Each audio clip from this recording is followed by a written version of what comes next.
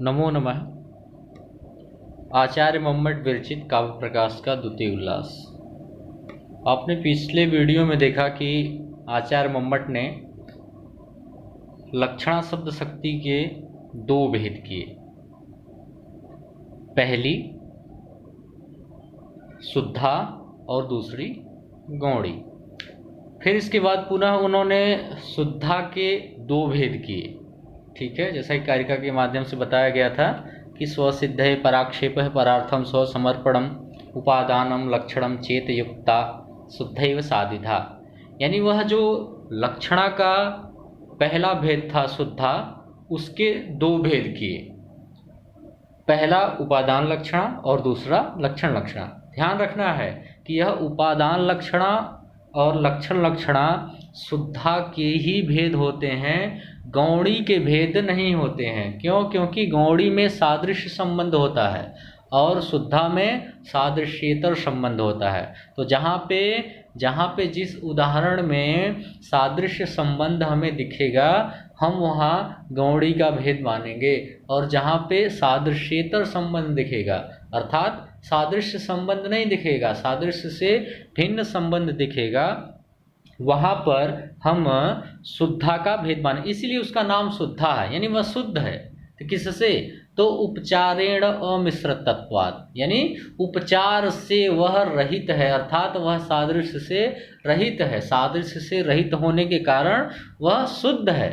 शुद्ध है इसीलिए उसका नाम शुद्धा है। और गौड़ी में सादृश्य संबंध होता है। यही दोनों भेद है। पकड़ लीजिए कि जिसमें सादृश्य होगा, जिस उदाहरण में सादृश्य संबंध हमें दिखलाई देगा, वहाँ पर गौड़ी लक्षणा होगी, और जहाँ पे सादृश्य संबंध दिखलाई नहीं देगा, वहाँ पर शुद्धा लक्षणा होगी। तो आपने देखा कि सर्वप्रथम मम्मटाचार्य ने लक्षणा के दो भेद किए, पहले शुद्धा और दूसरा गौड़ी। पुनः शुद्धा के दो भेद किए। कौन कौन से? तो उपादान लक्षणा और लक्षण लक्षणा, जैसा कि आप कारिका में पढ़ चुके हैं। स्वसिद्धे पराक्षेपः परार्थम स्वसमर्पणम उपादानम लक्षणम चेत युक्ता शुद्धैव साधिधा। अब इसके बाद अगली कारिका में यह गौड़ी के जो दो भेद हैं, ठीक है, शुद्धा कह लीजिए, शुद्धा और गौड़ी लक्षणा के दो दो भेद कर रहे हैं। शुद्धा के भी दो भेद और गौड़ी के भी दो भेद। तो यह शुद्धा के दो भेद और गौड़ी के दो भेद, यानी दो दो चार भेद हो गए। और इसके बाद शुद्धा के जो अलग से दो भेद बतलाए थे, उपादान लक्षणा और लक्षण लक्षणा, तो यह सब मिलाकर लक्षणा के 6 भेद हो जाएंगे। कैसे 6 भेद हो जाएंगे? पुनः एक बार आप देखिए कि लक्षणा के दो भेद कौन कौन? शुद्धा और गौड़ी। ठीक है, अब शुद्धा के दो भेद, उपादान लक्षणा और लक्षण लक्षणा। ठीक है, अब इसके बाद शुद्धा तथा गौड़ी लक्षणा दोनों के दो दो भेद करेंगे। तो वह सारूपा साध्यवसाना शुद्धा का भेद हो जाएगा, गौड़ी का भी सारूपा साध्यवसाना दो भेद हो जाएगा। तो इस तरह से सारूपा साध्यवसाना शुद्धा के दो भेद और सारूपा साध्यवसाना गौड़ी के दो भेद, यानी ये दो दो भेद मिलाकर 4 भेद हो गए। और पिछले वीडियो में आपने पढ़ा था शुद्धा के दो भेद, तो उपादान लक्षणा और लक्षण लक्षणा। इस तरह से 4 और 2 मिलाकर 6 भेद हो जाते हैं। तो यहाँ पे ध्यान देने की बात यह है कि इस तरह देखा जाए तो शुद्धा के कुल 4 भेद हो जाते हैं और गौड़ी के 2 भेद होते हैं। तो शुद्धा के 4 भेद, उपादान लक्षणा, लक्षण लक्षणा, सारोपा साध्यवसाना, ये शुद्धा के 4 भेद हो गए, और गौड़ी के 2 भेद, सारोपा और साध्यवसाना। तो इन्हीं को अब एक एक जो है कि सारोपा साध्यवसाना क्या है, इन्हीं विषयों को बतला रहे हैं। तो आज के इस वीडियो में हम देखेंगे कि सारोपा का लक्षण क्या है, किसे सारोपा कहते हैं या फिर किसे साध्यवसाना कहते हैं। ठीक है, तो यहाँ पर 14वें सूत्र में बतला रहे हैं कि सारोपा क्या है, सारोपा किसे कहते हैं। तो कारिका के माध्यम से उन्होंने कारिका लिखा, सारोपान्या तु यत्रोक्तौ विषयी विषयस्तथा। ठीक है। विषयी अन्वय के साथ देखेंगे, विषयी का अर्थ होता है उपमान, जिसको हम आरोप्यमाण विषयी कहते हैं। आरोप्यमाण, इसी विषयी को आप उपमान कह लीजिए चाहे आरोप्यमाण कह लीजिए, ठीक है। और विषय का अर्थ होता है उपमेय, या फिर इसे आरोपित विषय भी कह सकते हैं, आरोप विषय भी कहते हैं। यानी विषयी का अर्थ हो गया उपमान या आरोप्यमाण, विषय का अर्थ हो गया उपमेय या आरोप विषय, ठीक है। इतनी बात समझ में आ गई। तो अब हम अन्वय के साथ इस कारिका का अर्थ देखेंगे।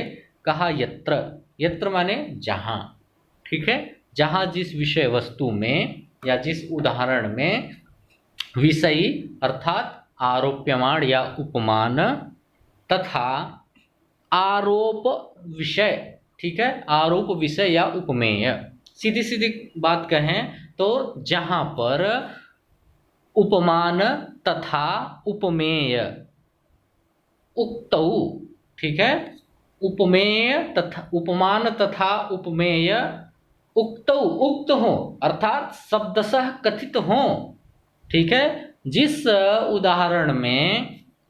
उदाहरण में उपमान तथा उपमेय उक्तौ मतलब शब्दशः कथित हो, तो अन्य, ठीक है। अब तक बात चल रही थी शुद्धा की, लेकिन यहाँ पे अन्य शब्द कह रहा है कि शुद्धा से अन्य जो है, तो शुद्धा से अन्य दूसरा भेद है गौड़ी, ठीक है। तो यहाँ पे अन्य का अर्थ हो जाएगा गौड़ी। तो यह जो आपका सारोपा साध्य वसाना है वह अन्य सारोपा यानी वह गौड़ी का भेद है, ठीक है। यहाँ पे भी इनके बतलाने का आशय कि शुद्धा का आप मत न लीजिए, शुद्धा से इसका ग्रहण न करें, यह जो सारोपा है वह गौड़ी का भेद है। पुनः एक बार अन्वय के साथ आप अर्थ को देखेंगे कि यत्र जहाँ विषयी मतलब उपमान तथा विषय मतलब उपमेय का उक्तौ मतलब उक्त कथन किया गया हो, शब्दशः कथन किया गया हो, वहाँ अन्य सारोपा, वहाँ पर अन्य अर्थात उस गौड़ी का भेद सारोपा लक्षणा होती है।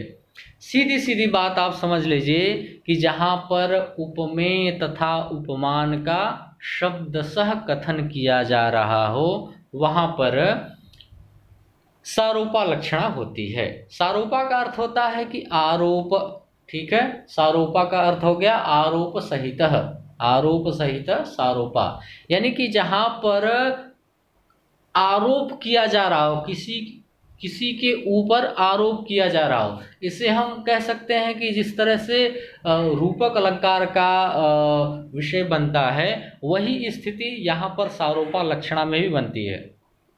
रूपक में भी क्या होता है, रूपक में भी वहाँ पर अपन्नहुत भेद से आरोपित किया जाता है, ठीक स्थिति यहाँ पर भी बनती है, यहाँ पर भी आरोप किया जाता है। तो कहाँ आरोप किया जाता है, तो विषयी उपमान तथा उपमेय का, उपमान तथा उपमेय का जहाँ पर शब्दशः आरोप किया जाता है, शब्दशः कथन किया जाता है, आरोप के विषय का शब्दशः जहाँ कथन किया जाता है वहाँ पर सारोपा लक्षणा होती है।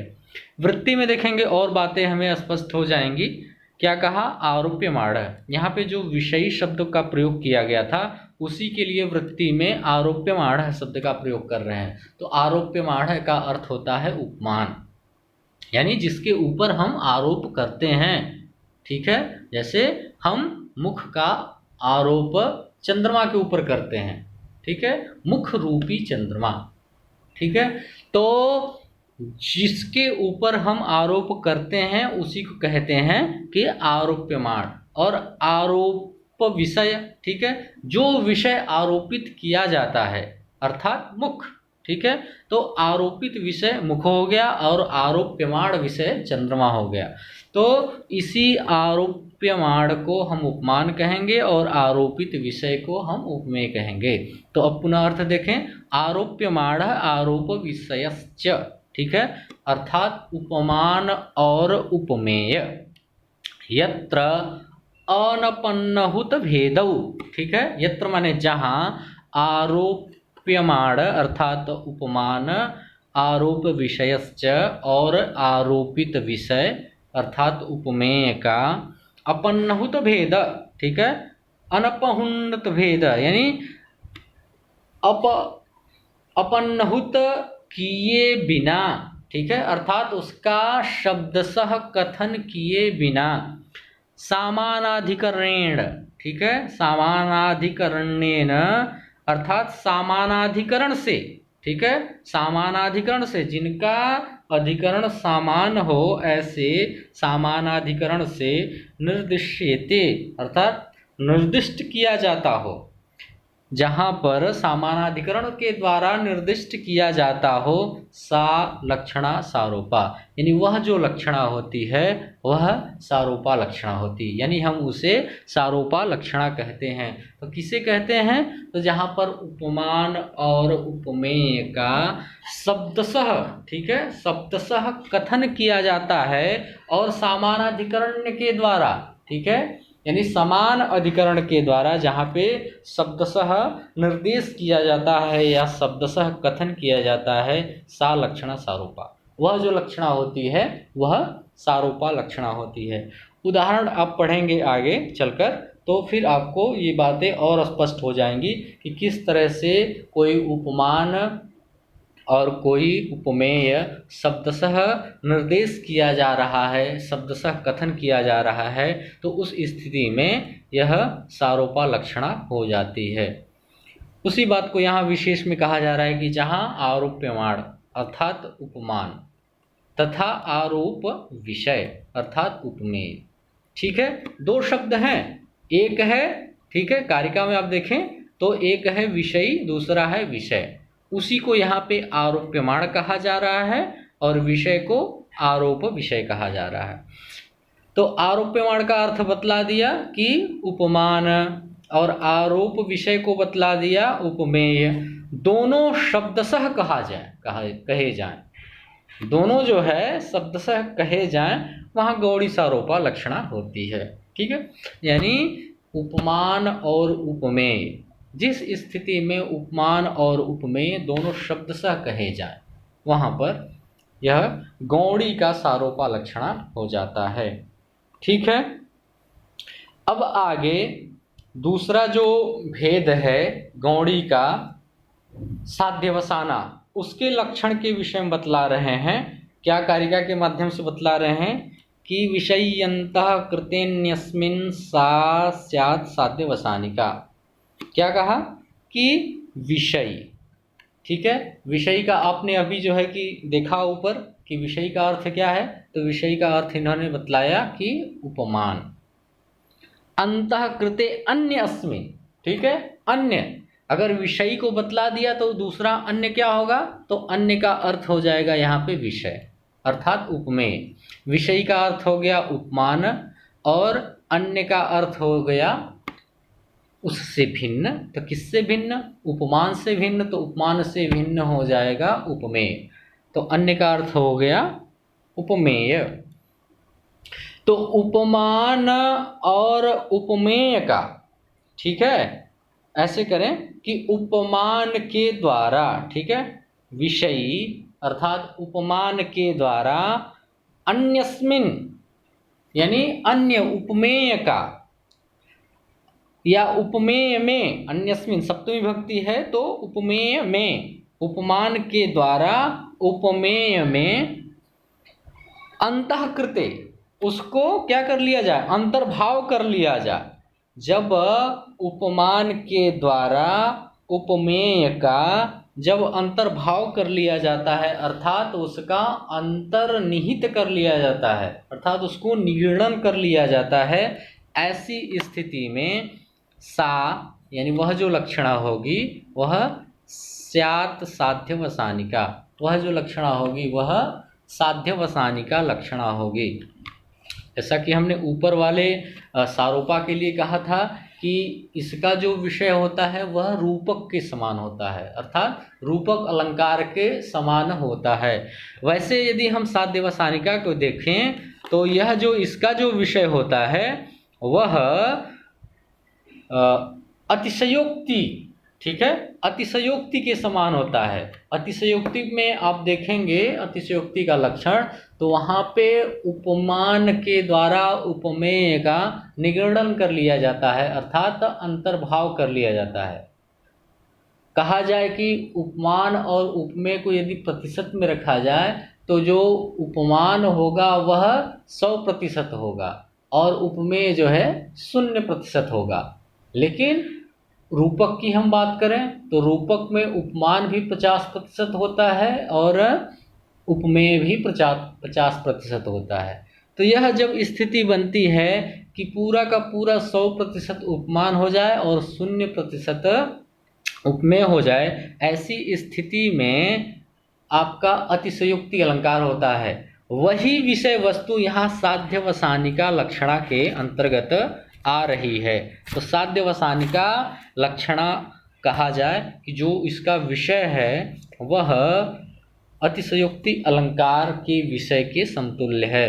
पुनः एक बार हम यहाँ पर इस कारिका का अर्थ देखें अन्वय के साथ। तो विषयी, ठीक है, विषयी का अर्थ ऊपर बतलाया गया था कि उपमान और अन्यस्मिन, अन्य का अर्थ उपमान जब हमें मिल गया तो उपमान से जो अन्य है तो उपमान से अन्य उपमेय होगा। तो उपमान के द्वारा अन्यस्मिन यानी उपमेय में अंतःकृते उसका अंतर्भाव करने पर जो लक्षणा होती है उसे हम साध्यवसानिका लक्षणा कहते हैं। सीधे सीधे आप कह लीजिए कि उपमान के द्वारा, ठीक है, उपमान के द्वारा उपमेय का अपने अंदर अंतर्भाव किया जाता है, वहाँ पर ये साध्यवसानिका लक्षणा होती है। वृत्ति पढ़िए, वृत्ति में और बातें स्पष्ट हो जाएंगी क्या कहना चाहते हैं। तो वृत्ति में इन्होंने कहा कि विषयीणारोप्य माणे नान्तः, ठीक है, यानी कि विषयी आरोप्य माणे नान्तः। विषयी क्या होता है तो उपमान होता है, ठीक है, और उसी को हम आरोप्यमाण भी कहते हैं। तो वही कहा कि विषयीणारोप्यमाणे नान्तः, यानी कि उपमान के द्वारा